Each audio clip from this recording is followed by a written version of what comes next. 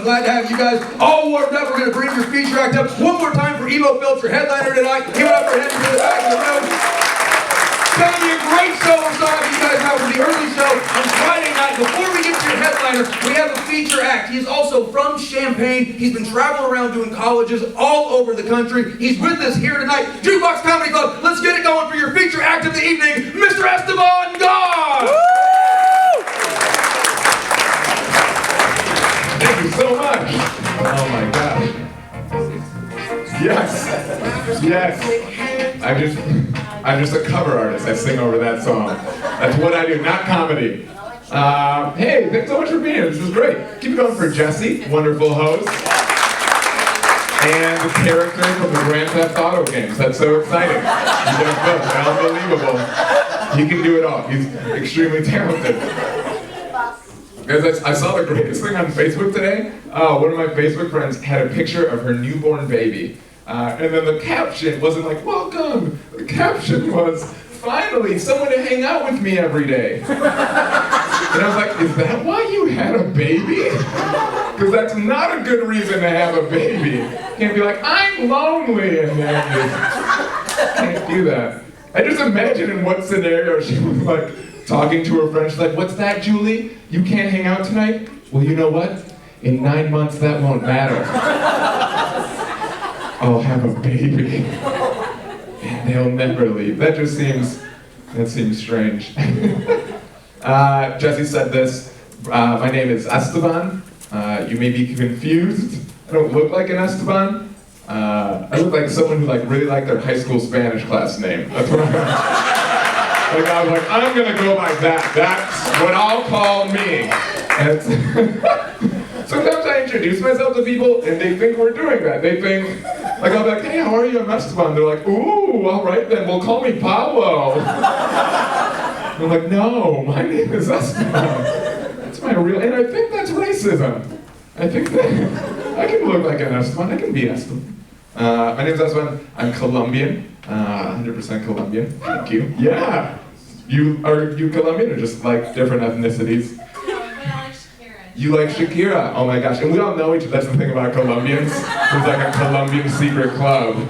They're like, hello Shakira, and Mom from Modern Family. Thank you for meeting us here. Don't tell the white people. That's Colombian. My parents are also Colombian, because that's how that's how family works.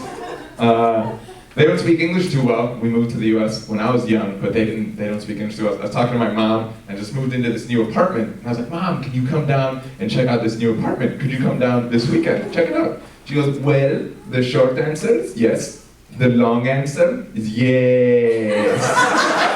That's not how that works. But A for effort. She's trying, you guys. Just trying.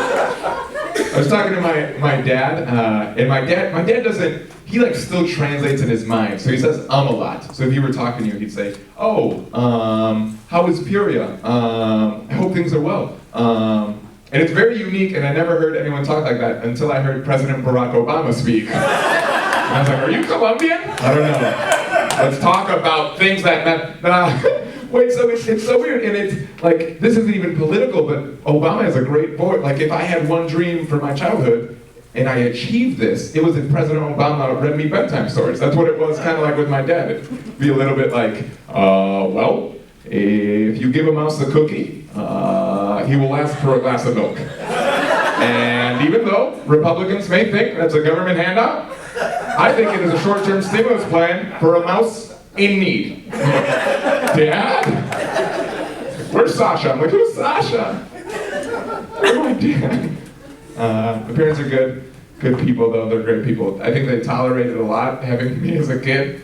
After we moved to the US, I started absorbing American culture, and then I got really into rap. So then I wrote a rap and I rapped it for them, where all best rappers start rapping for their parents. The rap was about me, some of the lines were my name is Esteban, we just moved to the Midwest-aban, and things like that.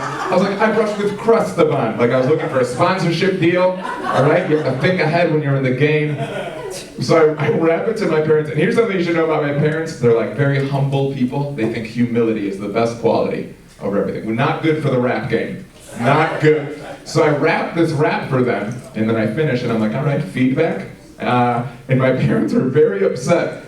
They're very upset. They didn't like the rap at all. And they go, what makes you think that you're the best Esteban? And my dad is flustered, and he goes, you should never consider yourself better than the rest of us. And they're saying this to me, but here's the thing. A few lines later in this rap song, there's a line where I go, girls get undressed, Esteban, show me your breast, Estebans. And they said nothing about that. They didn't even mention it. They were like, be humble, but yeah, have sex with whoever you want, as long as you're humble. It's like, what? What is going on? It's insane. This is fun. This is lots of fun. Sometimes I did a show recently that was not that much fun. It was for the Rotary Club, which if you don't know anything about their target demographic, they're like on their deathbed. They're like, your grandfather's like, before I pass, let me join the Rotary Club and go to that night of stand-up comedy. So basically it's an entire crowd, they're a little older, and there's one woman in front who's like not paying attention. She's kind of like talking. She's not even heckling. Like, she's not like, you suck. She just is like adding on to the jokes like it's comedy karaoke or something. She's like, maybe I know the words. Like, you don't know the words. I wrote the words. So then as a comedian, if someone is kind of interrupting a lot, you have to make fun of them, right? You have to poke fun. So I'm like, I'm going to poke fun of this woman. So I'm like, what do you do for a living? I'm going to make fun of anything she says. She goes, I'm a teacher. And I was like, oh! And then I start making fun of teachers. But here's the thing, I'm a teacher. That's my day job.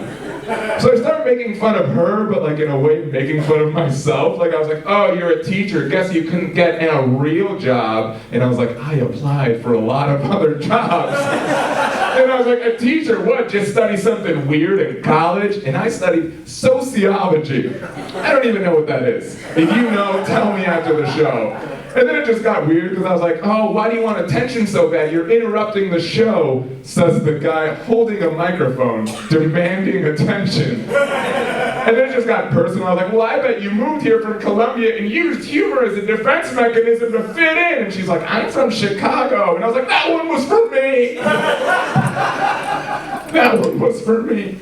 So Rotary Club, good show. You should all join. You should all do shows at the Rotary Club.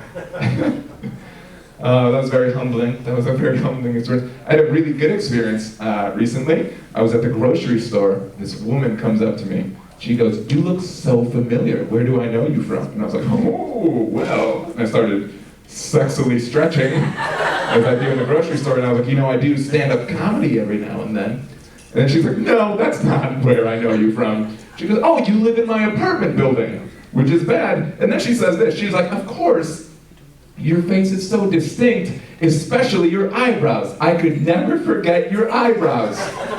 This is something a real human said to me. Scout's honor, it's true. I don't know what Scout's honor is. This is just Hunger Games, sir. Katniss honor. Someone said this to me at the grocery store. Guys, and I was so hurt. I went home to my wife, and I was like, hey, do I have weird eyebrows? And instantly she's like, yeah, you do. No pause. And I was like, why didn't you tell me, sweetie? Why didn't you tell me? Then my wife says, do you want me to make a list of everything that's wrong with you? I'm like, there's a list? There's a list! Oh my gosh. So this happened, and I was like, oh, the only good thing that can happen is that I'll use this for comedy. But now I'm saying it on stage, and I'm realizing all of you are looking at my eyebrows. And you're all like, they are a little bushy. I think it just comes like that on the Latino model of human. I don't know how that works. Well, you guys have been so much fun. Thanks for hanging out. I'm so excited to see Emo Phillips. Thanks for being here, you guys. Thank you. Let's keep it going for Esteban. Gosh, everybody. Good young lad, he's a good boy. Before I bring up your headliner, I do want to say, treat the bar staff well.